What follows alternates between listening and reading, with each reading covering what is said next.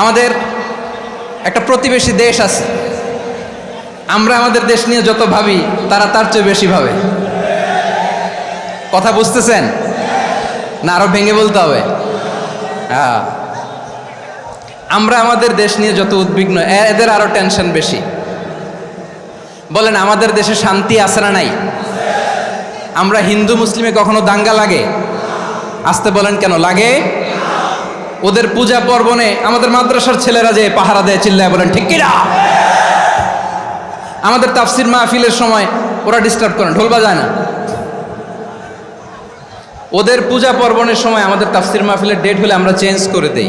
সুবহানাল্লাহ, কি সাম্প্রদায়িক সম্প্রীতির রোল মডেল। আর ওই বাংলাদেশের ব্যাপারে তারা অনেক ডিসইনফরমেশন ছড়াচ্ছিল। ভারতের অনেকগুলো গণমাধ্যম, আমি জেনারেলাইজ করব না, আমাদের প্রতিবেশী দেশের সব গণমাধ্যমকে আমি দোষ দিতে চাই না, অনেকগুলো গণমাধ্যম তারা ডিসইনফরমেশন শেয়ার করেছে। ডিসইনফরমেশন আর মিস ইনফরমেশনের পার্থক্য আছে। মিস ইনফরমেশন না জেনে ভুল বুঝে একটা মিথ্যা বা ভুল তথ্য ছড়িয়ে দেয়া, এটার ক্ষমা আছে, এটার কি আছে? আর ডিসইনফরমেশন মানে ইচ্ছা করে, প্ল্যান করে, ম্যাপ করে, ছক এঁকে মিথ্যা, গুজব, রটনা সোশ্যাল মিডিয়ায় ছড়ানো, এটার ক্ষমা আছে? আওয়াজ করে বলেন, ক্ষমা আছে? ভারতের কিছু গণমাধ্যম তাই করেছে, আমরা ব্যথিত হয়েছি, আমাদের হৃদয়ে রক্তক্ষরণ হয়েছে। আমাদের প্রতিবেশী দেশকে বলতে চাই, আমাদের দেশ নিয়ে আপনাদের ভাবার দরকার নাই, নিজের চরকায় তেল দেন, নিজের দেশ নিয়ে ভাবেন। গত মাসের ভয়েস অফ আমেরিকার রিপোর্ট, বাংলাদেশে সংখ্যালঘু জনগোষ্ঠী আগের চেয়ে বেশি নিরাপত্তা পাচ্ছে। Report voice of America, Muslim report নাকি? মুসলিম জরিপ, ভয়েস অফ আমেরিকা। কথা বোঝে নাই বোধহয়। ভয়েস অফ আমেরিকা কি আমাদের রিপোর্ট? না, ভয়েস অফ আমেরিকার জরিপ, বাংলাদেশের সংখ্যালঘু জনগোষ্ঠী আগের চেয়ে ভালো নিরাপত্তা পাচ্ছে। শুধু এখানেই শেষ না, মাইক্রোসফটের একটা জরিপ শোনাই আপনাদেরকে। তারা সারা পৃথিবীতে গুজব, ভুয়া আর মিথ্যা নিউজ ছড়ানোতে কোন দেশ সেরা একটা রিপোর্ট করেছে। এর মধ্যে 1 নম্বরে এসেছে ভারতের নাম। মাইক্রোসফট তো মুসলমানরা চালায় না? কথা বোঝে নাই বোধহয়। প্রতিবেশী দেশকে বলবো, আপনারা নিজের চরকায় তেল দেন, আপনারাও শান্তিতে থাকেন, আমাদেরকেও শান্তিতে থাকতে দেন। সব চেঞ্জ করা যায়, প্রতিবেশী চেঞ্জ করা যায় না। আমাদের ল্যান্ড তাদের ল্যান্ড, পাশাপাশি। আমরা চাই তারাও সুখে থাক, আমরাও সুখে থাকি, ঠিক কিনা? কিন্তু প্রতিবেশী হলে বন্ধুত্বপূর্ণ আচরণ করতে হয়। প্রতিবেশী যদি বন্ধু না হয়ে প্রভু হতে চায়, এরকম দানব প্রতিবেশী কেউ চায় না।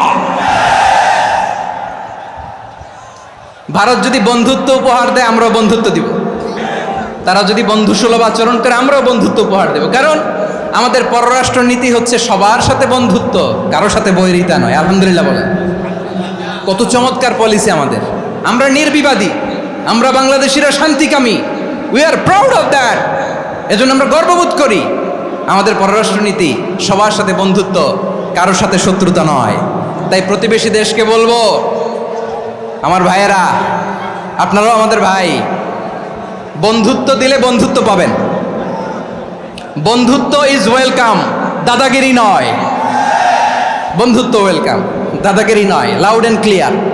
ভারত যদি বন্ধুত্ব দেখায়, বন্ধুত্ব পাবে। কিন্তু ভারত যদি বাংলাদেশে আধিপত্যবাদ বিস্তার করতে চায়, বাংলাদেশের 18 কোটি জনগণ সেটা রুখে দেবে। ভারত যদি গৌর গোবিন্দের ভূমিকায় নামতে চায়, দেশের 18 কোটি মুসলমান শাহজালালের ভূমিকায় নামবে।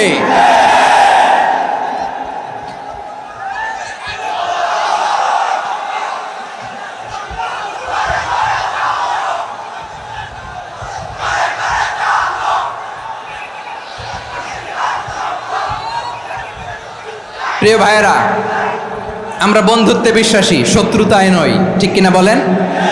আল্লাহ আমাদেরকে বোঝার তৌফিক দান করুক।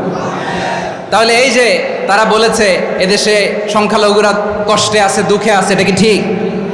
বলেন, এটা কি ঠিক? না, তারা ডিসইনফরমেশন শেয়ার করেছে, এটা ঠিক নয়।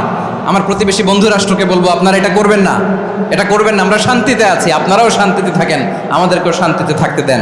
এই যে চিটাগাংয়ের অ্যাডভোকেট আলিফ হত্যাকাণ্ডে গোটা বাংলাদেশ আমরা ধৈর্যের পরাকাষ্ঠা দেখিয়েছে, চিল্লায় বলেন ঠিক কিনা? আমাদের নেতা আমাদেরকে ডেকেছে, আমরা শান্ত থেকেছি, আমরা শান্ত থাকতে চাই, আমরা ঐক্যবদ্ধ থাকতে চাই যে কোনো ষড়যন্ত্র রুখে দেওয়ার জন্য ঐক্যবদ্ধ প্রচেষ্টার কোনো বিকল্প নাই। তাই আজকের আলোচনার ছোট্ট একটা টপিক আমি শিরোনাম ঠিক করেছি, আমাদের জীবনে, সমাজ জীবনে, ধর্মীয় জীবনে, রাষ্ট্রীয় জীবনে ঐক্যবদ্ধ থাকার গুরুত্ব। এবার আওয়াজ করে পেকুয়ার ভাইয়েরা বলেন, আমরা ঐক্যবদ্ধ জীবনযাপন করতে চাই কি চাই না?